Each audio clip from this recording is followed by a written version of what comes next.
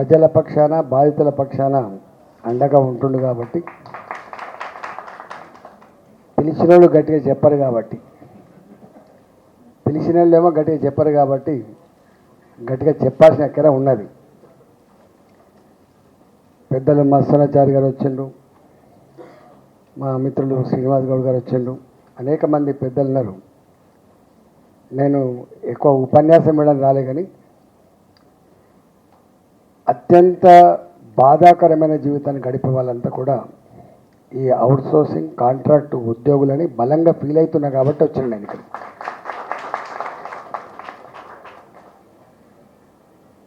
దీనికి మార్గం లేక ఏది లేదు, కానీ పైన ఉన్న పెద్దలకు ధ్యాస పెట్టి ఇది పరిష్కరించినటువంటి కమిట్మెంట్ ఉంటే సాధ్యమయ్యేటువంటి పని ఇది. నేను కూడా 5 ఏళ్ళు ఆర్థిక మంత్రిగా ఉన్నా కాబట్టి అసలు ఆర్థిక శాఖకి ఈ ఉద్యోగుల మొత్తం సమస్యలన్నీ ఆ డిపార్ట్మెంట్ కిందకి వస్తాయి. వాస్తవంగా నేను కూడా కొన్ని ఆర్గ్యుమెంట్స్ పెట్టేది చేసినాం, కానీ సాధ్యం కాలేదు. మీరు పెట్టినటువంటి 5-6 డిమాండ్లు ఏవైతున్నాయో అది 100కు 100% అమలు కావడానికి ఆస్కారమైన డిమాండ్ ఉంది. దాంట్లో మొట్టమొదటిది వీళ్ళ దగ్గర సర్వీస్ ట్యాక్స్ 18% వసూలు చేయడం ఎంత దుర్మార్గమైంది. అంటే ఈ అవుట్సోర్సింగ్ ఏజెన్సీ కనుక లేకపోయి ఉంటే ఈ 18% అట్రాక్ట్ ఆస్కారమే లేదు. అసలే బిచ్చగలవరా మేమంటే మా దగ్గర బిచ్చమెత్తినట్టు వసూలు చేసుకునే పద్ధతి ఎంతమేరకు న్యాయమో ఆలోచించాల్సి ఎక్కడైతే ఉండదు. అయితే అవుట్సోర్సింగ్ ఉద్యోగులు ఇలా కాంట్రాక్ట్ ఉద్యోగులు ఏదో ఇంటర్మీడియటో లేకపోతే 10th క్లాసుల్లో కాదు, వీళ్ళంతా కూడా మంచి క్వాలిఫైడ్ పీపుల్ వీళ్ళంతా. ఏదో ఇంత ఉద్యోగం అని అంటేనే పిల్లనిస్తారు కాబట్టి, పెళ్ళిళ్ళైనాయి కాబట్టి బతుకుతున్నాడు వీళ్ళు. ఇవాళ అన్ని కటింగ్ పోను 13,000 రూపాయలు, అన్ని కటింగ్లు పోను 15,000 రూపాయలు, 18,000 రూపాయలు వస్తే ఇవాళ కామన్ సెన్స్ సంబంధించిన అంశం ఏంటంటే, చిక్కుడు ప్రభాకర్ గారేమో మొత్తం ఇంత శాతం పెరిగింది, అంత శాతం పెరిగింది. ఒక ఇల్లు కిరాయి హైదరాబాద్లో 10,000 రూపాయలు ఉంటుంది మినిమం. ఒక కుటుంబం జీవించాలంటే ఇల్లు కిరాయి 10,000 రూపాయలు ఉంటుంది. ఎక్కడ పిల్లలకు బడి ఫీజు కడతావు, ఎక్కడ అమ్మ నాన్నకు ఒకవేళ ఆరోగ్యపరమైన సమస్య వస్తే వైద్యం చేయిస్తావు. ఎంత దుర్మార్గం అంటే, ఇంతకంటే ఎట్టి చాకరీ, ఇంతకంటే ఎక్కువ దోపిడి ఇంకోటి లేదు. చాలామంది పెద్దలు మాట్లాడినరు, ప్రైవేటోడు దోపిడీ చేస్తామని అడగచ్చు, కానీ గవర్నమెంటే అంటే ప్రజల్ని చూడవలసిన, ప్రజల సంక్షేమాన్ని కాపాడాల్సినటువంటి చట్టాలని అమలు చేసే ప్రభుత్వాలే ఈ దోపిడీ చేస్తే ఎవడు కాపాడాలనేటువంటిది చాలామంది మాట్లాడేది అంతకుముందు. ఇవాళ నేను కూడా మాట్లాడుతున్నాను. ఇవాళ దీంట్లో ఒక 6-7 డిమాండ్ తక్షణం పరిష్కరించాల్సి అక్కడ ఉన్నది. ఒకటో డిమాండు, ఈ మధ్యవర్తుల ద్వారా వచ్చే పంచాయతీ కమిషన్దే కాదు, చాలామంది అనుకుంటాను బట్టి కమిషన్ అని చెప్పి. ఈ అవుట్సోర్సింగ్ ఏజెన్సీ ఎంటర్ కాగానే వాడు దీన్ని ఎప్పుడో ఈ ఉద్యోగి చిన్న ఉద్యోగి నౌకరు కావాలి కాబట్టి ఆయన అక్కడే లంచాలు ఇచ్చి వస్తున్నాడు. అక్కడక్కడ ఎంటర్ కాగానే 50,000 1,00,000 రూపాయలు అక్కడే ఇంత లంచం ఇచ్చాలని ఎంటర్ అవుతారు ఫస్ట్. ఆ తదుపరి ఏమవుతుంది, ఒకవేళ ఆయన నచ్చకపోతే మళ్ళీ ఆయన తీసేసి మళ్ళీ ఇంకొని పెట్టుకుంటాడు, మళ్ళీ ఇంత డబ్బులు తీసుకొని పెడతాడు.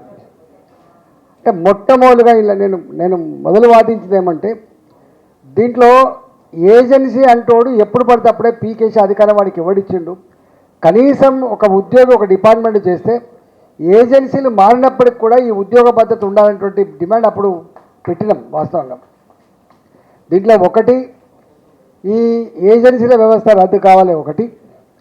2, ఈ సర్వీస్ ట్యాక్స్ పేరిట వీళ్ళ దగ్గర నుంచి వసూలు చేసే 18% రద్దు కావాలి 2. మూడవది ఉద్యోగ భద్రత కావాలి.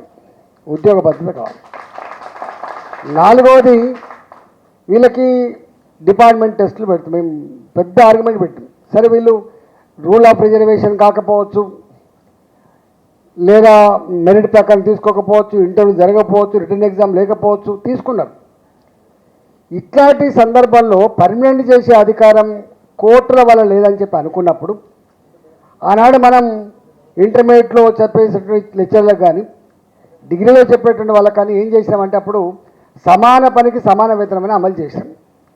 వీళ్ళకు కూడా గదే పద్ధతిలో సమాన పనికి సమాన వేతనం కనుక అమలు చేసి ఉంటే ఇవాళ ఈ దుస్థితి వచ్చేటువంటిది కాదు. కాబట్టి ప్రభుత్వం తప్పకుండా సమాన పనికి సమాన వేతనం ఇవ్వాల్సిన అక్కడ ఉన్నది. ఐదోది ఏంటంటే ఇప్పుడు ఎవడు కొన్ని డిపార్ట్మెంట్లో అయితే నేను ఉన్న కాబట్టి చెప్తున్నాను, వాడు ఎప్పుడో గ్రాంట్ రూపంలో వస్తుంది, ఒక 6 నెలలకు ఏడాదికి వస్తుంది. అసలు ఈ ఏజెన్సీని ఎందుకు పెట్టిండ్రు? ఈ ఏజెన్సీ అంటోడు గవర్నమెంట్ నుంచి వెళ్ళి డబ్బులు వచ్చినా రాకపోయినా ఉద్యోగి మాత్రం జీతాలు ఇవ్వాలి. ఎవరైనా పుణ్యాత్తులు ఉంటే కొంతమంది ఇస్తుండొచ్చు, చాలామంది ఇవ్వరు. అసలు నౌకరీ చేసే వాళ్ళకి నేను ఎమ్మెల్యే నౌకరీ చేస్తేనే నాకు ఎప్పుడు జీతం వస్తా అని ఎదురు చూస్తుంట. కానీ వీళ్ళకి ఎక్కడ కూడా 4 నెలలు 5 నెలలు 6 నెలల వరకు కూడా జీతాలు రావు. ఇల్లు కిరాడు సతాయిస్తాడు. నేను అడుగుతా ఉన్నా, నీ కరెంటు బిల్లు కట్టకపోతే నువ్వు కరెంటు కనెక్షన్ ఇస్తావా? నల్ల బిల్లు కట్టకపోతే కరెంటు కనెక్షన్ నల్ల నీళ్ళు వస్తాయా? డబ్బులు లేక ఉద్దర ఎక్కితే బస్సులో టికెట్ కట్ చేయకుండా ఉంటావా? అసలు ఇల్లు కిరా ఇవ్వకపోతే వాడు ఇళ్ళకి ఇంటికాడ ఉంచుతాడా? బడి ఫీజు కట్టకపోతే పిల్లల్ని బడిలో ఉంచుతారా? అంటే ఈ కనీసం కామన్ సెన్స్ ఇదంతా కూడా. అదే పెద్దవాళ్ళకంటేనేమో అప్పు పుడుతుంది కావచ్చు, బ్యాంకులకి వెళ్ళి తీసుకొచ్చుకుంటారు కావచ్చు. కానీ ఈ చిన్న ఉద్యోగికి అప్పిచ్చినోడు కూడా ఉన్నాడు, గుర్తుపెట్టుకోండి. అప్పిచ్చేవాడు లేక ఎంత నరకం అనుభవిస్తారో, ఇక ఆ కుటుంబం అనుభవించే నరకం అది మాటల్లో చెప్పనంత ఉంది. కాబట్టి ఎక్కడ కూడా ఈ అవుట్సోర్సింగ్ ఉద్యోగులకి చాలా రేరుగా 31st అంటే 31st ఫస్ట్ అండ్ ఫస్ట్ వస్తుంది. కానీ అదర్వైజ్ వీళ్ళకి ఎప్పుడో గ్రాంట్ వచ్చినప్పుడు వచ్చే ఆస్కారం ఉంటుంది. ఇవాళ పర్మనెంట్ ఉద్యోగాలు కావాలి, నింపద్దని అంటలేము.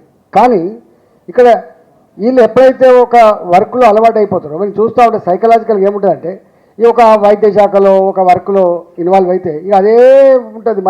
మళ్ళీ చదువుకోవాలి, మళ్ళీ ఎగ్జామ్ రాయాలి, మళ్ళీ నౌకరు కొట్టాలంటే చాలా తక్కువ మంది ఉంటారు. 90% మంది ఇలా అడ్జస్ట్ అయిపోతారు. ఒక పనికి అడ్జస్ట్ అయిపోయిన తర్వాత మళ్ళీ ఒక 15 ఏళ్ళకో 20 ఏళ్ళకో నువ్వు టక్కన పర్మనెంట్ ఉద్యోగం వస్తుందని చెప్పి తీసి పడితే వాళ్ళ బతికేం కావాలి? ఇప్పుడు ఒక డిపార్ట్మెంట్లో పనిచేస్తున్నప్పుడు అనుభవాన్ని సంతరించుకున్న తర్వాత వాళ్ళను తప్పకుండా అదే పనిలో ఉద్యోగ గ్యారంటీ ఇవ్వాలని డిమాండ్ ఉందో 100కు 100% కరెక్ట్. 40 ఏళ్ళ తర్వాత మనం దాంట్లో ట్రాక్లో ఉన్నప్పుడు చదవడం వేరు, ట్రాక్లో ఉన్నప్పుడు ప్రిపేర్ కావడం వేరు. 40 ఏళ్ళ తర్వాత మళ్ళీ పుస్తకాలు కొనుక్కొచ్చుకొని చదవాలంటే ఎక్కడ సాధ్యమవుతుంది? ఎక్కడ ఉంటాడు? కాబట్టి వీళ్ళకి ఖచ్చితంగా ఉద్యోగ భద్రత అనేటువంటి సబ్జెక్ట్ అవుతుందో 100% అమలు చేయాలి. 100% అమలు చేయాలి. తర్వాత ఇక వాడు కడతాడు ఈపీఎఫ్, లేకపోతే లేదు. వాడు ఈఎస్ఐ కడతాడు, లేకపోతే లేదు. వాడు దయాదాక్షిణ మీద చాలా దిక్కులే. అసలు ఈపీఎఫ్ కట్టాడు వాడు, ఈఎస్ఐ కట్టాడు వాడు, ఒక్కోసారి జిఎస్టీ కూడా ఎగబెడతాడు వాడు. గవర్నమెంట్ ఇచ్చే పైసలు కూడా గవర్నమెంట్ కట్టకుండా, అంటే కార్మికుల కోసం కట్టకుండా ఎగబెట్టేటువంటి ఏజెన్సీలు ఎన్నో ఉన్నాయి. వాళ్ళ మీద చర్యలు లేవు, అసలు ఎవరు పట్టించుకుంటూ లేడు. అందువల్ల ఇవాళ ఈపీఎఫ్ కానీ ఈఎస్ఐ కానీ జిఎస్టీ ఉండదు అంటున్నాం మనం. జిఎస్టీ క్వశ్చనే ఉండదు అంటున్నాం మనం. గివిల మీద జిఎస్టీ ఏముంటుంది? కాబట్టి ఇవాళ మీ డిమాండ్, ఆ డిమాండ్ అయితే ఉందో జిఎస్టీ, మీరేమో జిఎస్టీ కడతలేరు అంటున్నారు. నేను జిఎస్టీ వద్దంటున్నా ఈ సిస్టంలో. ఇలా ఉద్యోగం ఎట్లయితే మనకు 12 లక్షల వరకు ఇన్కమ్ ట్యాక్స్ ఉండదో, 12 లక్షల వరకు ఇన్కమ్ ట్యాక్స్ ఉండదో, వీళ్ళకు కూడా గట్టిగా అప్లై చేయాలి తప్ప వాళ్ళకి ట్యాక్స్ విధానం వాళ్ళకు లేదు. మనం సర్వీస్ అనేటువంటి ఈ సబ్జెక్ట్ని తీసేయాలని చెప్పి నేను డిమాండ్ చేస్తున్నాను. అదేవిధంగా ఇవాళ ఇది చెప్తే కూడా, ఎందుకంటే నేను విని ఉన్నా కాబట్టి ఒక 5 ఏళ్ళుగా డిపార్ట్మెంట్ ఉన్నా. అసలు చాలా బాధలు ఉంటాయి. నేను మళ్ళీ అసలు రాజకీయాలలో పదవులు ఉంటాయి పోతాయి, పెద్ద ఇష్యూ కాదు. మేము కూడా అనుభవించినాం, మళ్ళీ ఇక్కడ ఉన్నాం, మళ్ళీ రేపు ఉంటాం కావచ్చు. కానీ ఏది ఏమైనా మానవత్వం లేకుండా ఇన్ని లక్షల మంది కుటుంబాల జీవితాలతో చెలగాటమాడే ప్రయత్నం చేయొద్దని చెప్పి నేను డిమాండ్ చేస్తున్నాను.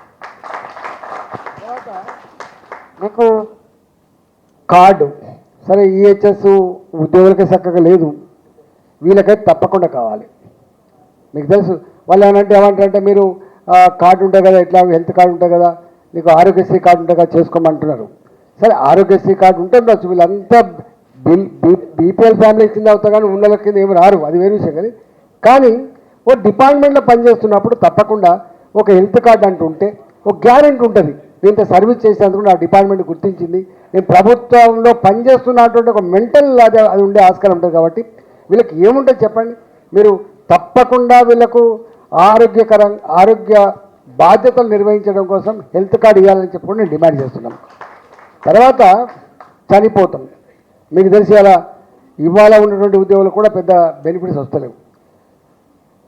సింగరేణిలో బలరామ్ ఒక ఎక్స్పెరిమెంట్ చేసిండు, మా కార్మికుడు చచ్చిపోతే ₹1 కోటి అని చెప్పి. ఇది పెద్ద ఇన్సూరెన్స్ కంపెనీ కొన్ని వేల కోట్లేం కాదు, చిన్న అమౌంట్ తోటి ఎప్పుడు చనిపోతాడు కాదు, ఎప్పుడో ఒక చనిపోతాడు. ఆ చనిపోయిన కుటుంబం దిక్కులేని కుటుంబంగా బజార్లో పడద్దనేది వాళ్ళ కోరిక. కాబట్టి ఈయన ఇన్సూరెన్స్ స్కీమ్ వాళ్ళకి 5 లక్షల రూపాయలు 10 లక్షల రూపాయలు కాకుండా ఇవాళ ఆరోగ్యపరంగా హెల్త్ సమస్యలతో చనిపోతేనేమో దానికి ఎక్కువ డబ్బులు కట్టాల్సి ఉంటుంది. కానీ ప్రమాద బీమా ఏదైతే ఉందో ఆ ప్రమాద బీమాలో 50 లక్షల రూపాయలు ₹1 కోటి కనుక ఉంటే విధి నిర్వహణలో భాగంగా ఎప్పుడైనా చనిపోతే ఆ కుటుంబాలు రోడ్ల మీద పడకుండా ఉండే ఆస్కారం ఉంటుంది. కాబట్టి తప్పకుండా వాళ్ళకి ఇన్సూరెన్స్ పాలసీ అమలు చేయాలని చెప్పి నేను డిమాండ్ చేస్తాను. ఇది ₹1,000 కోట్ల సంబంధించిన కాదు, చాలా చిన్న అమౌంట్తో అయ్యేటువంటి ఆస్కారం ఉంది. కాబట్టి దాన్ని కూడా చేయాలని చెప్పి కోరుతా ఉన్నాం. ఎప్పుడు మీరు చిక్కుడు ప్రభాకర్ జీవితాంతం కొట్టాడాల్సిందే. ఎందుకంటే ఓడ్డెక్కేదాకా ఓడమల్లప్ప, ఓడ్డెక్కినాక బోడమల్లప్ప. మనం వీడిని దించి వాణ్ణి తెస్తాం, వాణ్ణి దించి మళ్ళీ వీడిని తెస్తాం, ఇదే బాధ తప్ప ఎవడు కూడా కనీసం ఏంది అసలు ఇవి అత్యంత దుర్మార్గంగా కొనసాగుతూ ఉంది. ఇది బాధ అనిపిస్తుంది. కానీ మనం ఏం చేయలేమని అనుకోవద్దు. కానీ తప్పకుండా చేసే రోజులు వచ్చినప్పుడు చేయాలి. తప్పకుండా మీరు ఆలోచన చేయాలి. మనం ఐక్యం కావాల్సిన అక్కర ఉందని చెప్పి తెలియజేస్తూ నేను చివరిగా నాకు ఇంకో మీటింగ్ ఉంది కాబట్టి దాసీను మేము ఏ రాజకీయాల్లో ఉన్నా ఎక్కడ ఉన్నా సామాన్యుడు జరిగినటువంటి అన్యాయం పట్ల మాత్రం తప్పకుండా మాకు గొంతు ఉంటుంది, గుర్తుపెట్టుకోండి. పదవుల కోసం పెదలు మూసుడు గిన్నెలు ఉంటాం కాదు పోము గల్లు క్వశ్చన్ లేదు, గట్టుంటే ఇక్కడ రాము మేము. మళ్ళీ చెప్తున్నాం, మీరు దీని మీద వట్టిగా టూత్ పాలిష్గా ఇట్లా వట్టిగా ఇది పెట్టి అది పెట్టి కాకుండా దీనికైనా మంచి కార్యాచరణ చేయండి. ఒక మంచి కార్యాచరణ చేయండి. ఏదో ఒక పరిష్కారం దొరికేదాకా మనం వదిలిపెట్టాల్సి అక్కర్లేదు. నీ జీవితంలో 2 కర్తవ్యాలు ఉంటాయి, గుర్తుపెట్టుకో. ఒక కర్తవ్యం నౌకరు చేస్తున్నావు, ఇంకొక కర్తవ్యం నీ హక్కులను కాపాడడం కోసం నువ్వు పోరాట బాట ఎన్నుకోకపోతే మాత్రం నిన్నెవడు బతకనివాడు, గుర్తుపెట్టుకోండి. ఇది ఎవడు వాడి ప్రేమతో నీకు ఇచ్చే ప్రసక్తి లేదు. అప్పుడప్పుడు అక్కడక్కడ ఓట్ల కోసం జరిగే ఘర్షణలో హామీలు ఇస్తుండొచ్చు, కానీ పూర్తి స్థాయిలో అమలు చేసేటువంటి ఆస్కారం లేదు. కాబట్టి దయచేసి మనం ఆ భ్రమలలో ఉండి ఆగం కావద్దని చెప్పి నేను కోరుకుంటూ మరొకసారి మీరు నాకు తెలిసి ఇలా అందరూ అవుట్సోర్సింగ్ ఇవాళ గ్రామ పంచాయతీ ఎంప్లాయీస్ దాదాపు అవుట్సోర్సింగ్ లెక్కనే ఉంటారు, కాంట్రాక్ట్ లెక్కనే ఉంటారు. నీ మున్సిపాలిటీలో అవుట్సోర్సింగ్ లెక్కనే ఉంటారు, కాంట్రాక్ట్ లెక్కనే ఉంటారు. 5 లక్షల మంది అందాలు నాకు తెలిసి ప్రభుత్వంలో పర్మనెంట్ ఎంప్లాయీస్ కంటే కూడా వీళ్ళు ఎక్కువ ఉన్నారు. అన్ని రంగాల్లో ఇంకా గమ్మత్ ఏంటంటే వీళ్ళు లేకపోతే ఆఫీసర్ ఉన్నాడు. అసలు ఎవరైనా సిన్సియర్గా పనిచేస్తున్నాడు తెలుసా? అవుట్సోర్స్ ఉద్యోగం సిన్సియర్గా పనిచేస్తాడు. ఎందుకంటే నా యజమానికి నా ఆఫీసర్కు మంచి మా గుడ్ లుక్స్లో ఉండాలి, నన్ను మంచిగా చూసుకుంటున్నటువంటి దాంతో వాళ్ళు పనిచేస్తారు. ఇంకా పర్మనెంట్ ఎంప్లాయీ గురించి వేరే మాట్లాడతలేదు. కానీ ఇలా వాళ్ళకంటే కూడా లీవులు పెట్టుకోకుండా ఎగబెట్టకుండా పొద్దున్నే వచ్చి సాయంత్రం దాకా ఉండి చెప్పిన పని ఒక యంత్రంలాగా చేసేవాడు ఎవరంటే అవుట్సోర్సింగ్ ఉద్యోగి. వాళ్ళకి